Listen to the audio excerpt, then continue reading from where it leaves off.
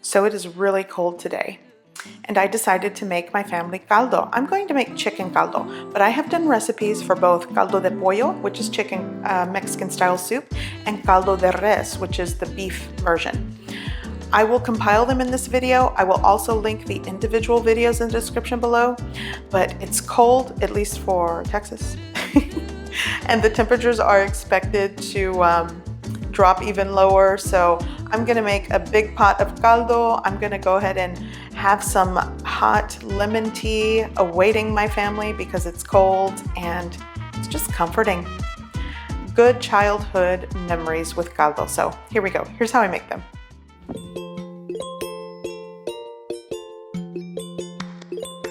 All right, so let's go over what I'm using.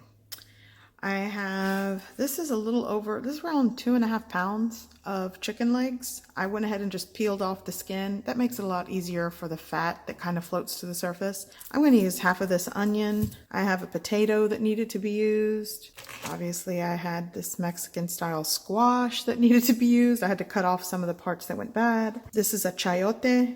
A lot of these ingredients, just use what you've got. If all you have is cabbage, onion, and carrots, and do the best you can. I also have some pieces of green onion that I'm going to use. I thought I had cilantro, but turns out this was parsley. I'm still going to add it. 1 stick of celery that I just kind of cut in half. I have 2 carrots that I scrubbed really well. I'm not even going to peel them. I'm just going to chop them into chunks. And then I have like part of a cabbage.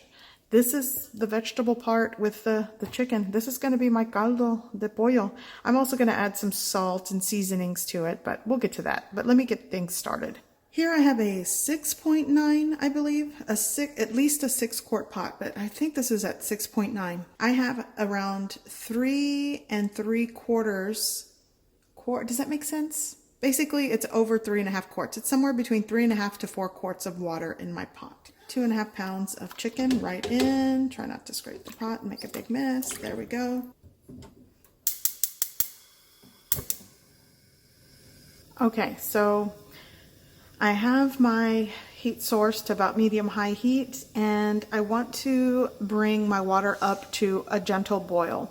By the way, before I forget, I am going to add some dried bay leaves. I have 2. Well, this is like 1.5, but 2 works. Okay, so while my chicken is gonna gently simmer and cook for about 25 to 30 minutes, it's gonna get a head start. I wanna go over some things. So for example, the cabbage, I know some people like a firmer texture to their cabbage. I do not. I like mushy cabbage in my caldo. So, when I add it, you may want to add it a little later in the cooking process. I'm actually going to do this sort of like my grandma style. So once the chicken has a chance to kind of boil and cook for about 30 minutes, I'm adding everything all together. And if it's mushy, it's mushy. And if it's not, it's not.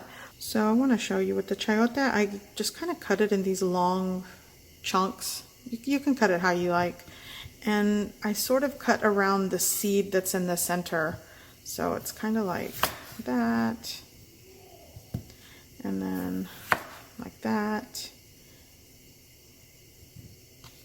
and then see the seed right here, so I'm just going to flip that over and cut the center out, and that's it. So I'm going to do that, and the same thing with my, this squash. I mean, this is not going to, just because it's kind of discolored and it doesn't look pretty, it's not going to hurt anything. Just cut off the end. And I'm going to cut my this squash into large chunks, just like that. And actually, since this is the bigger part, I'll cut it in half and then just big chunk. I find that if you cut it into large chunks, it just holds its shape better as it cooks with everything. Okay, so now I have my pot of water and chicken up to a rolling boil. I'm going to turn it down. I don't want it to rage out of control. And I'm not even going to cover it at this point because right now I want to skim off a lot of what's floating onto the surface here. Okay, so it has been about 25 minutes. So now I'm going to go ahead and add in my celery, my half of my chopped onion, and I forgot, I have about 6 to 7 cloves of garlic that I just sort of mashed. It's going in. That's going to start building flavor. So here's what I'm using today. I'm going to use a tablespoon of this chicken flavor bouillon powder. I'm going to do 1 tablespoon, a teaspoon of salt, and some cracked black pepper going in. Go ahead and give that a mix. Now I'm just going to add all of my veggies. You can do these in stages, like the potatoes and carrots first, boil for about 10 minutes, and then add the rest of the stuff. That's if you're a stickler for, you know, things not being mushy and texture, you know. But I'm adding potatoes, carrots. I'm just going to add it all and let it continue cooking for about another 30 minutes, and it'll be done. Add that right on top. Now, the only other thing I think I would add that I don't have is corn on the cob. I don't have that. So you definitely want to add corn on the cob. That'll really complete my childhood caldo de pollo experience, but I don't have any, so this is going to do. So I'm going to bring this back up to a gentle simmer. I'm going to let it cook until all the vegetables are tender. The chicken at this point is almost cooked through anyways. The broth is going to develop a lot more flavor. So maybe another 35 to 40 minutes, maybe 45 minutes. I don't know. I'll let you know when it's done. Okay, you know what? I'm just going to add maybe like 1/4 cup to this. I feel like I want a tomatoey caldo today. Now, fresh tomato also works. If you have some fresh Roma tomatoes, add that to your broth, but I just really want a flavorful broth today. Here we go.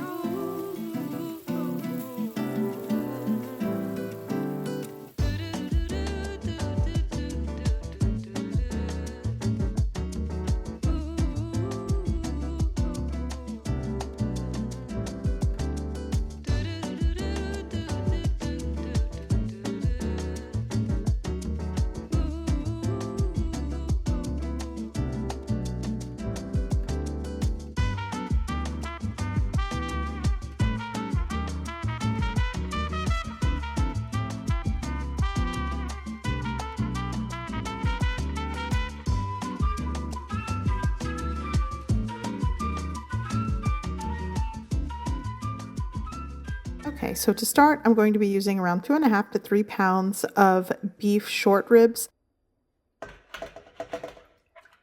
So into about 6 quarts of water, I'm going to turn on the heat and bring that to a simmer or boil. Now that it's boiling, I'm going to remove anything that floats on the surface, any foamy parts or some of that scum, as some people call it. I'm going to get rid of that.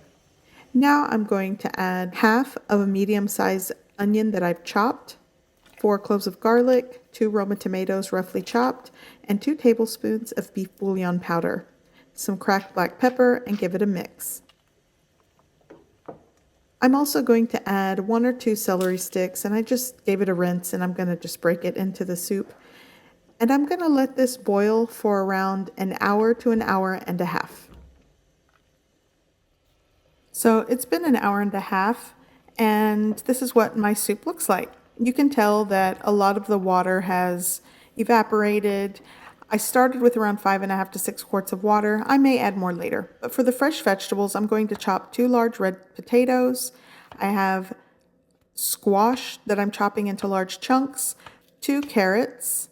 I'm also going to have cabbage here. This is a small head of cabbage, and fresh corn. The amounts are up to you. I'm going to add it all at the same time. Now, my other videos, I like to add it in phases, but today it's all going together. I'm adding salt to taste. You'll want to taste your broth. I'm adding some more of that beef bouillon powder. Give it a mix. And I'm going to go ahead and add the cabbage and the large chunks of zucchini. Like I said, if you don't like things mushy, then add it in different phases. I want it all together. And I'm also adding some fresh herbs here. I have cilantro, hierbabuena, and I also have epazote. This is optional. I had it to use and I want it in this soup. Like I said, I'm tossing everything I can find in my fridge and it's going in. You don't have to add a lot of the stuff that I'm adding. So I'm just going to give this a mix and add some more cracked black pepper to taste, a little more water, And I'm gonna let this continue to boil and simmer until the meat is tender and the veggies are cooked through. Probably another 45 minutes or so. In the meantime, I'm going to make a hot toddy. I have this lemon preserve that I like to make. I will link the recipe video below. It's basically lemon and sugar. My mother-in-law calls it YUJA, so does my husband. I'm adding a little brandy. This is gonna hit the spot.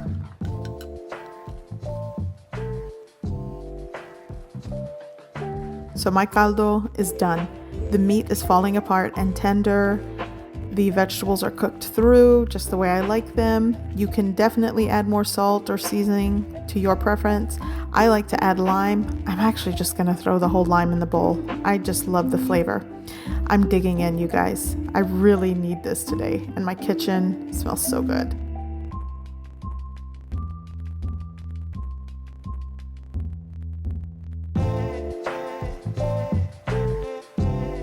So I hope you give this recipe a try. I hope you like it, and thanks for watching.